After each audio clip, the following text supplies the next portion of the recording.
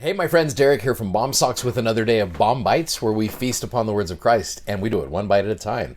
So this week, we've got Genesis 18 through 23, and there's some great little stories here, some great principles to learn from, and I'm grateful for them. So I want to backtrack to this last week where we were introduced to Abraham. We were introduced to the Abrahamic covenant, and that's going to play a role through this whole week as we're getting forward with this story. So let me rewind you back to chapter 13, all right? So chapter 13, you were introduced to Abraham and his nephew or family member, Lot, all right? So as you remember the story, and we talked about this in one of our episodes last week, how the land was, there's a bunch of land there, but they're trying to find room there. Basically, you get this town's not big enough for the two of us idea.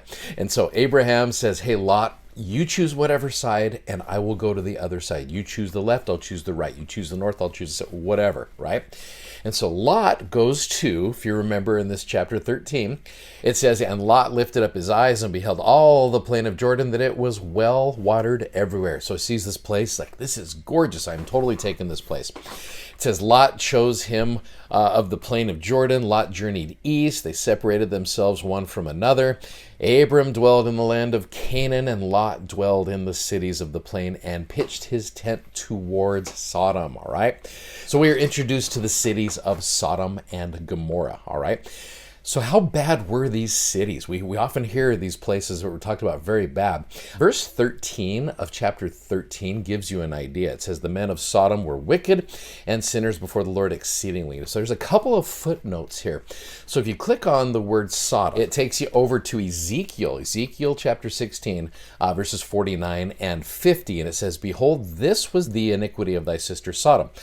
Pride, all right, fullness of bread, that's an interesting thing. Abundance of idleness was in her and her daughters. Neither did she strengthen the hand of the poor and the needy. And they were haughty, committed abominations before me. Therefore I took them away as I saw good. So you've got pride, which again, you're looking at our world today. Pride, fullness of bread. It shows you they were very wealthy. They didn't want for things. An abundance of idleness was in her and her daughters. Neither did she strengthen the hands of the poor and the needy. So you go back to that chapter 13 where it says the men of Sodom were wicked. Now you click on the word wicked, and here's where people can get very emotionally charged, and I totally get that. It shows you, it says homosexual behavior. Right? Like I said, emotionally charged people with that. One of the things to remember about this says homosexual behavior, all right? God didn't destroy Sodom and Gomorrah because people are homosexual. Please understand that. Every kind of gross wickedness was going on in this place. Every kind of sexual deviance was going on in these cities, okay? So that's one thing to remember here with this. These were individuals that were absolutely taking these desires and they were going to absolute extremes with this.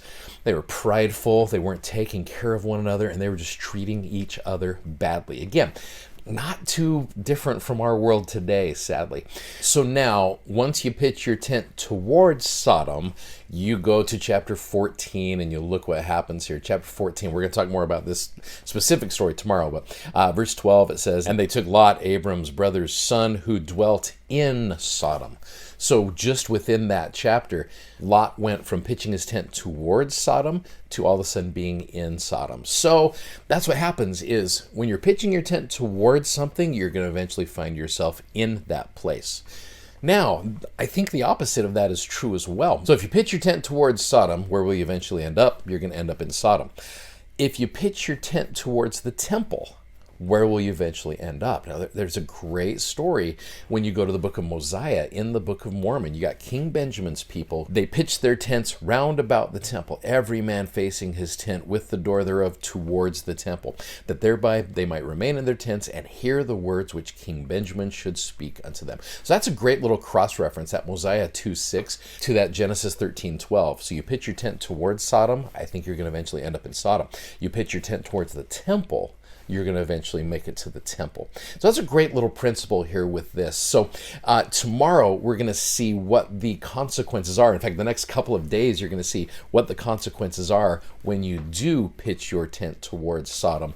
This is what happens. So anyway, hope that helps you guys out. Thanks for watching. Thanks for subscribing. And thank you for sharing these messages. We love that. Go check out our amazing gospel theme socks at bombsocks.com. You guys have a great day. Godspeed. See you tomorrow. Bye-bye.